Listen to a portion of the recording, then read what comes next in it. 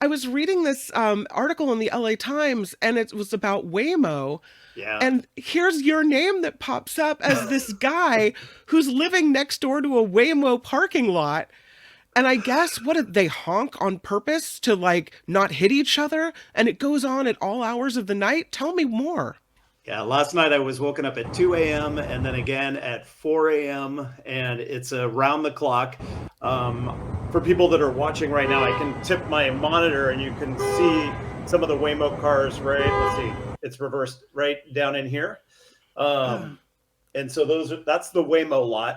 And it's so what they do is it's like a holdover zone when they're not being used. And I don't know if they need to rest or something because they're not being charged in this lot, but they'll come in and then when it gets semi full, which happens in the overnight hours because a lot of the Waymos aren't being used at that time, hmm. they start having difficulty navigating within the lot. And some cars will be backing up, and then another Waymo car will honk to let that car know, hey, you're about to back into me. I just, at first, I just found it kind of funny. I was thinking, don't they, what happened to the Internet of Things? Like, don't they know that's another Waymo car and they don't have to honk? I thought they Uh, had sensors that showed when they were like near anything. No? I thought so too. And I guess they do. I'm not sure why the honking is happening is unclear to me because Waymo has not responded to my requests for some resolution. They have sent notices to the different, television stations and newspapers telling them that they have identified the problem and are working on a fix. That's not been communicated to me other than through the media. So I'm just trying to get the word out there. I just really would like the honking to stop. And we're not talking like twice at night, right? We're talking like incessant honking. Yeah, it's honk honk, and it just it goes in waves. So sometimes you might have like 7 or 8 honks in a row, then a minute might go by, and if you wake up because of that, then you can't fall back to sleep because you're kind of waiting. Like, is there going to be another honk? And then all of a sudden there it is. Like you hear the honk again, and so I have to say I'm a user of Waymo. I'm not anti Waymo. I am anti honking in the middle of the night. And I think the most frustrating thing, Kim, is that I can't just head downstairs and go out to this parking lot and have a conversation with someone Sure. about why are they honking in the middle of the night, because there's nobody in the car. It's a robo Right. car. And then, Waymo is owned by, I think, Alphabet and Google, Yeah. not the easiest corporation to get in No. contact with. So Mm-mm. Well, it seems like we've all had that incident where someone's car alarm goes off, right? And it's honk, honk, honk, honk, and it goes on for 10, 15 minutes. That you would think is bad. But this is incessant. Like you can't it's worse than that because it's consistent and it doesn't stop ever. yeah, there are large breaks during the day where, like right now, they're not honking. There's like maybe 25, 30 cars down there right now. Yeah. There's enough room for them to get around. But all it takes is one of the cars coming in, and I don't know if it's getting a little confused or, it's not sure what's happening. And then one of the other cars is getting called out, you know, because somebody needs a ride, and Sure. that car starts to back up into the one that's a little confused, and then the honking starts again. This is something that they should have known that this was going to happen and maybe put this not in an area that was so residential. Well, that's what I'm wondering. Like, if there are other Waymo lots that are in less residential areas. Right here, we have a couple of business. I have a couple of businesses on either side of me. There's an Mhm. AT&T building that is really mostly just used for, it's a lot of wires and stuff. There's not many people working in that building. And then on the other side is Asana, which is a software company, and they're here during the day. I'm not sure that this is bothering them. There's a Mhm. building you might be able to see behind me that has a bunch of different businesses in it, and some of the people in there have said they've heard the honking. And then there's another condo complex that's over here, and they are unfortunate because they don't have air conditioning, so they can't just Oh, like close up their windows and keep the noise out. right. And I think it's a slightly older building and maybe not the double pane windows and that sort of thing. So Yeah. I'm fortunate to some degree that I'm a little higher up and have layers to keep the noise out, but it's still loud enough that it gets in and wakes me up at night. Yeah. And no resolution, you say they're working on it and that's it, huh?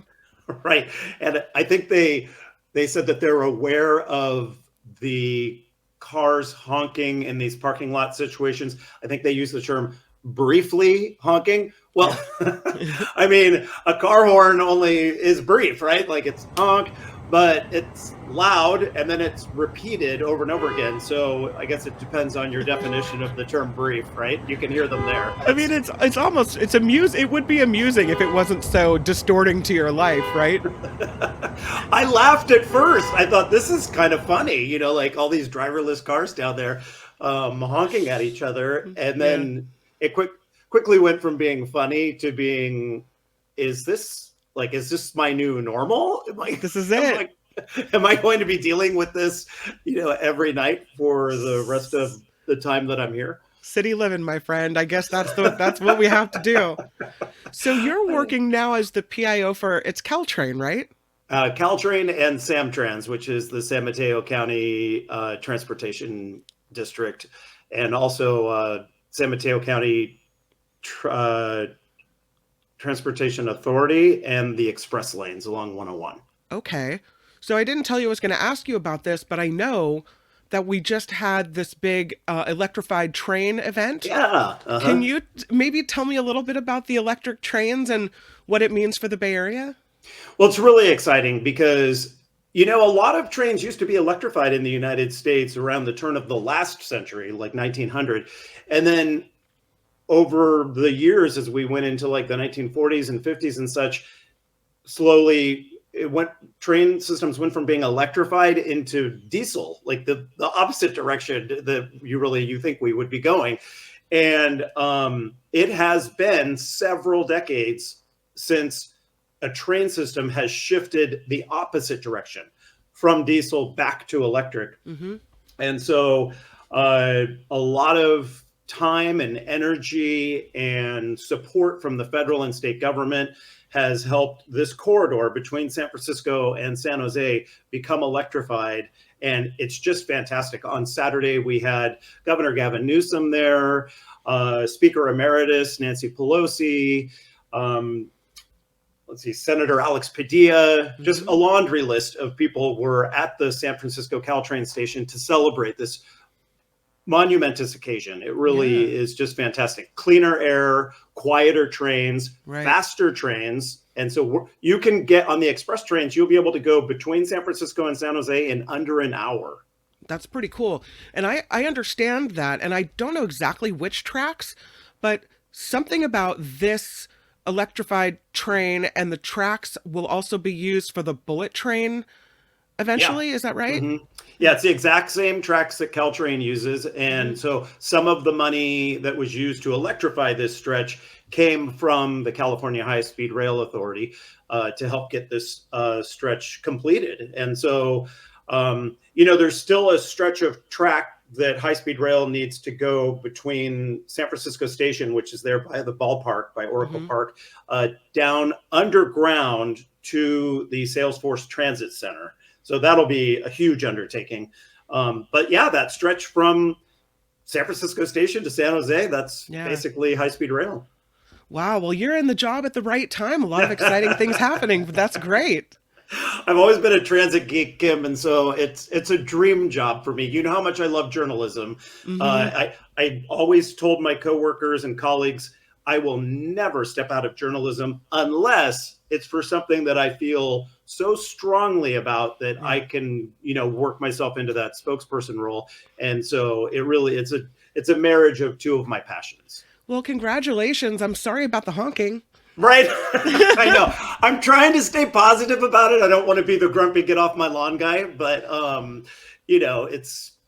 it's not cheap to live in San Francisco, and I No, really don't want the honking outside my window every day.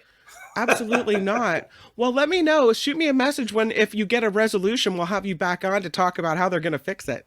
I'll do that, Kim. It's so great to see your smiley face. I almost Good to wore a see you too. KGO shirt or a San Marin Oh, Mustangs Novato shirt. that's so cute. Yeah, no, those were the good days. Those were the good That's right. days. Thank you so much, Randall. I appreciate you coming on the show. You bet. You take care. All right, have a good one. Randall White, everybody. Hi, it's Mark, and I thought that was great. Hit the notification bell, you'll know whenever there's a new video being dropped, and please subscribe to our channel to help us save the universe.